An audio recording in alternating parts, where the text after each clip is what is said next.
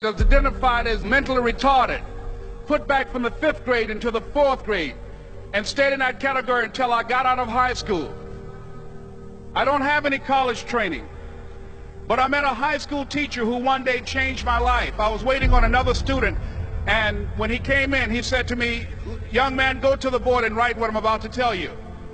And I said, I can't do that, sir. He said, "Why not?" I said, "I'm not one of your students." He said, "It doesn't matter. Follow my directions now." I said, "I can't do that, sir." He said, "Why not?"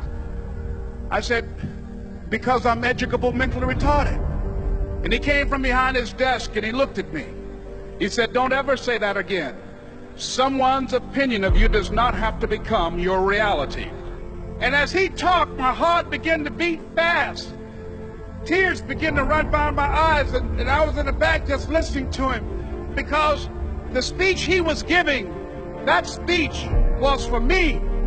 And he said, "Les Brown," he said, "if you want to do anything worthwhile in life, you've got to be hungry." I told Mr. Washington I wanted to become a disc jockey. And so I started working to develop myself. He said, "I want you to practice every day being a disc jockey." I said, "But I don't have any job now." He said, "It doesn't matter." He said that it's better to be prepared for an opportunity and not have one than to have an opportunity and not be prepared. And as I was working to develop myself, I applied for a job as a disc jockey, WMBM on Miami Beach. I went to a guy named Milton Butterball. I said, "How you doing, Mr. Butterball? I'd like to get a job as a disc jockey." He looked at me, he said, "Do you have any broadcast background?" I said, "No, sir, I don't." "Do you have any journalism background?" I said, "No, sir, I don't." He said, "We don't have any jobs available." I said, "Yes, sir." I went back to Mr. Washington and I told him. He said, "Don't take it personally." He said, "Most people are so negative, they will have to say no 7 times before they say yes." He said, "Go back again." So I went back again. I said, "How you doing, Mr. Butterball? My name is Les Brown." He said, "I know what your name is. What do you want?" I said, "I'd like to know whether or not you have any jobs." I said, "Disc jockey, sir." He said, "Didn't I just tell you yesterday we didn't have any jobs?" I said, "Yes, sir, but I know whether or not somebody got laid off or somebody was fired, sir." He said, "No one was laid off or fired. Now get on out of here." I came back the next day like I was seeing him for the first time. I said, "Hello, Mr. Butterball, how are you?" He looked at me with rage. He said, "Go get me some coffee." I said, "Yes, sir." And I went to get him some coffee. After a while, I would get their lunch and dinner, and I would go in the control rooms and take the disc jockeys their food, and I would not leave until they would ask me to leave. One Saturday afternoon, while I was at the radio station, a guy named Rock was drinking while he was on the air. I was the only one there, looking at him through the control room windows, walking back and forth, young, ready, and hungry. Pretty soon the phone rang, and it was the general manager. And I answered the phone. I said, "Hello?" He said, "Les, this is Mr. Klein." I said, "I know." He said, "Rock can't finish his program." I said, "I know." He said, "Would you call one of the other DJs in?" I said, "Yes, sir." I hung the phone up. I said, "Now he must think I'm crazy." I called my mom and my girlfriend, Cassandra. I said, "Y'all turn up the radio and come out on the front porch. I'm about to come on the air." I waited for about 20 minutes, and I called him back. I said, "Mr. Klein, I can't find nobody." He said, "Young boy, do you know how to work the controls?" I said, "Yes, sir." He said, "Go in there and don't say nothing here." I said, "Yes, sir."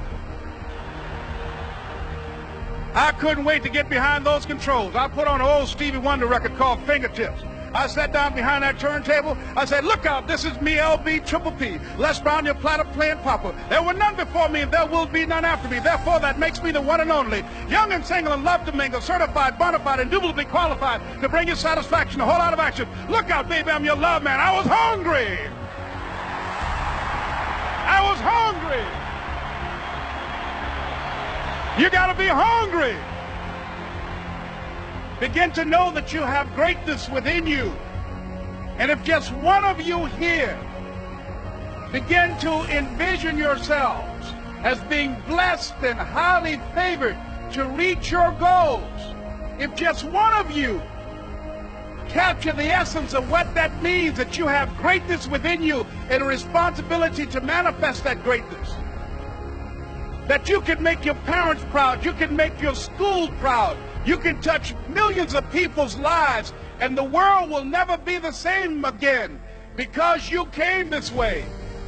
It was hard, ladies and gentlemen, coming to speak to people. And I was facing financial difficulties in my own life. I was behind on my bills and my dreams, and I'm saying to them, you can live your dream. It was hard, ladies and gentlemen.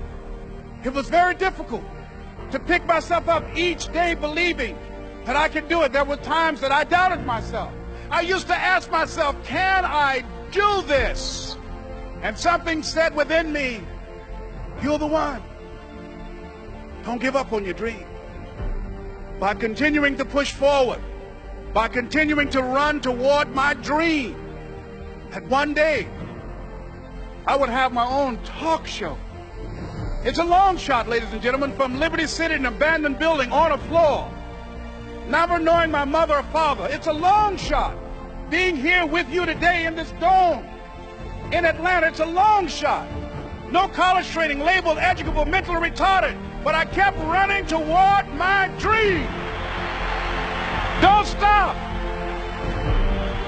Don't stop running toward your dream.